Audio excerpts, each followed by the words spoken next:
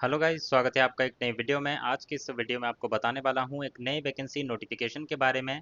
एक नया भर्ती नोटिफिकेशन जारी हो चुका है। इसकी पूरी जानकारी के लिए इस वीडियो में अंत तक बने रहिएगा। चैनल पर नए हैं तो चैनल को आज ही सब्सक्राइब कर लें और बेल आइकन भी प्रेस कर दें ताकि इस तरह की वीडियोज़ की जानकारी आप तक रोज़ाना पहुँच सके। चैनल को सब्सक्राइब करने के लिए आपको यूट्यूब पर सर्च करना है ट्रेंडिंग रोज़गार, और इस चैनल पर जाके आप हमें ज्वाइन कर सकते हैं और वीडियो सेक्शन में जो भी लेटेस्ट वैकेंसीज़ की अपडेट्स होती हैं वो आपको देखने को मिल जाएंगी। साथ ही साथ पीडीएफ नोटिफिकेशन डाउनलोड कर सकते हैं लेटेस्ट अपडेट्स के। टेलीग्राम पे सर्च करना है ट्रेंडिंग रोजगार और टेलीग्राम पे हमारा चैनल ज्वाइन करके सारी पीडीएफ नोटिफिकेशंस की अपडेट आप रोज़ाना पा सकते हैं। शुरुआत करते हैं इस वीडियो की। तो आप देख सकते हैं HPCL राजस्थान रिफाइनरी लिमिटेड के द्वारा ये नोटिफिकेशन जारी किया गया है। इसमें वैकेंसीज़ की अगर बात करें तो डिफरेंट डिफरेंट वैकेंसीज़ हैं डिफरेंट पोस्ट के लिए। सबसे पहले ह्यूमन रिसोर्सेज जो डिसिप्लिन है उसमें वैकेंसीज हैं जूनियर एग्जीक्यूटिव की, assistant officer, medical officer, senior officer, senior manager. इसके बाद फाइनेंस डिपार्टमेंट में वैकेंसीज हैं, लीगल डिपार्टमेंट में वैकेंसीज हैं, केमिकल डिपार्टमेंट की वैकेंसीज हैं, मैकेनिकल डिपार्टमेंट में वैकेंसीज हैं, electrical, instrumentation, fire and safety, civil department. Total 131 vacancies यहाँ पे जारी की गई हैं। 11 जुलाई 2025 से एप्लीकेशन फॉर्म भरना शुरू हो चुके हैं और लास्ट डेट है एप्लीकेशन फॉर्म को जमा करने की 10 अगस्त 2025 की। और इसमें ऑनलाइन एप्लीकेशन फॉर्म जो है वो आपको सबमिट करना होगा। बात करते हैं अब आपके एलिजिबिलिटी क्राइटेरिया की। सबसे पहले जो ह्यूमन रिसोर्सेज डिपार्टमेंट है, जो ह्यूमन रिसोर्सेज इनका डिसिप्लिन है, इसमें बात करेंगे वैकेंसीज की तो junior executive official language implementation की जो पोस्ट है उसके लिए यहाँ पे बता दूं आपको हर तरह की क्वालिफ़िकेशन के लिए वैकेंसीज़ हैं। चाहे आपने इंजीनियरिंग किया हुआ है, ग्रेजुएशन किया हुआ है, पोस्ट ग्रेजुएशन किया हुआ है, BE BTech ME MTech जो भी किया हुआ है सबके लिए वैकेंसीज़ हैं। तो अंत तक इस वीडियो को पूरा देखिएगा। पहला जो ये पोस्ट है इसमें आपने 2 साल का regular full time post graduation किया होना चाहिए हिंदी में, और 3 साल का आपने फुल टाइम रेगुलर ग्रेजुएशन किया होना चाहिए जिसमें English as one of subject जो है वो आपने पढ़ा हो। इसके अलावा नेक्स्ट यहाँ पे बात करें असिस्टेंट ऑफिसर ह्यूमन रिसोर्सेज, 2 साल का full time post graduation degree किया होना चाहिए HR में, या फिर पर्सनल मैनेजमेंट, या फिर इंडस्ट्रियल रिलेशन साइकोलॉजी, या फिर आपने MBA किया होना चाहिए HR में या फिर पर्सनल मैनेजमेंट, या फिर आपने MSW किया होना चाहिए। तो आप इस पोस्ट के लिए एप्लीकेशन फॉर्म भर पाएंगे। इसके बाद है असिस्टेंट ऑफिसर वेलफेयर, यहाँ पे आपने मास्टर्स किया होना चाहिए, social work degree post graduation किया होना चाहिए।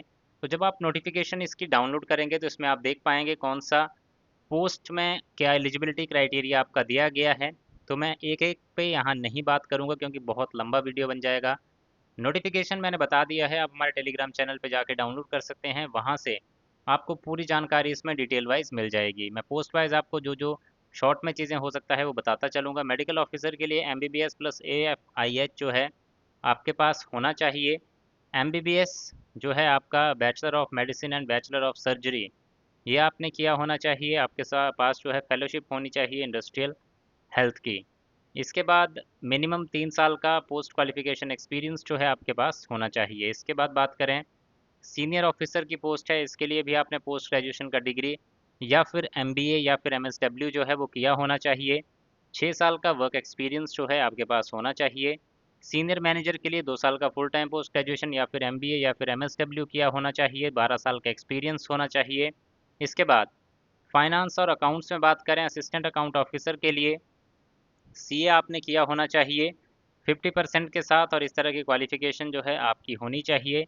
और देन इसके बाद बात करें अकाउंट ऑफिसर SGE2 की, तो आप CA होने चाहिए, CA की क्वालिफिकेशन आपके पास होनी चाहिए। और बाकी आप इसमें जब नोटिफिकेशन डाउनलोड करेंगे तो इसमें डिटेल वाइज देख पाएंगे। 3 साल का आपके पास इस पोस्ट के लिए एक्सपीरियंस होना चाहिए। सीनियर ऑफिसर फाइनेंस के लिए CA प्लस 6 साल का एक्सपीरियंस आपके पास होना चाहिए। कंपनी सेक्रेटरी के लिए आपने एसोसिएट या फेलो मेंबरशिप लिया हो ICSI का, अलॉन्ग विद ग्रेजुएशन किया होना चाहिए आपने किसी भी डिसिप्लिन में, और 6 साल का आपके पास पोस्ट क्वालिफिकेशन एक्सपीरियंस हो। सीनियर मैनेजर के लिए CA किया होना चाहिए, 12 साल का एक्सपीरियंस जो है वो आपके पास होना चाहिए। लीगल की जो पोस्ट है इसके लिए आपने 3 साल का रेगुलर जो डिग्री है वो लॉ की होनी चाहिए आफ्टर ग्रेजुएशन। या फिर 5 साल का कोर्स आपने 12th के बाद लॉ में किया होना चाहिए। इसके बाद बात करें तो 3 साल का एक्सपीरियंस आपके पास होना चाहिए। इसके बाद नेक्स्ट है टेक्निकल वैकेंसीज, जो इंजीनियरिंग वैकेंसीज हैं जिसमें इंजीनियर्स की पोस्ट निकाली गई हैं। तो अगर आपने इंजीनियरिंग डिग्री की हुई है केमिकल पेट्रोकेमिकल में तो आप एप्लीकेशन फॉर्म भर सकते हैं। 3 साल का एक्सपीरियंस आपको रिक्वायर्ड है। जो नेक्स्ट है पोस्ट वो है इंजीनियर, सीनियर इंजीनियर प्रोसेस की। इसके लिए बी बी टेक किया होना चाहिए केमिकल या पेट्रोकेमिकल में और 6 साल का एक्सपीरियंस आपके पास होना चाहिए। Senior manager process safety and environment के लिए आपने केमिकल पेट्रोकेमिकल या पेट्रोलियम में इंजीनियरिंग किया होना चाहिए। 12 साल का एक्सपीरियंस यहाँ पे रिक्वायर्ड है। इसके बाद quality control senior manager petrochemical में बी बी टेक किया हो chemical polymer science plastic technology में और 12 साल का एक्सपीरियंस आपके पास होना चाहिए। इसके बाद नेक्स्ट वैकेंसी है असिस्टेंट इंजीनियर मैकेनिकल की। 4 साल का डिग्री किया होना चाहिए मैकेनिकल या फिर मैकेनिकल एंड प्रोडक्शन या फिर प्रोडक्शन में। तो आप इस एप्लीकेशन फॉर्म को भर सकते हैं। इंजीनियर मैकेनिकल की बात की जाए 4 साल की डिग्री होनी चाहिए मैकेनिकल, मैकेनिकल एंड प्रोडक्शन या फिर प्रोडक्शन की, और 3 साल का आपके पास एक्सपीरियंस जो है वो होना चाहिए। इसके नेक्स्ट पोस्ट है आपकी E3 सीनियर इंजीनियर मैकेनिकल की। इसमें 6 साल का एक्सपीरियंस जो है आपके पास होना चाहिए। इसके बाद मैकेनिकल E5 की पोस्ट है सीनियर मैनेजर। इसमें 12 साल का एक्सपीरियंस आपकी डिग्री के बाद आपके पास होना चाहिए।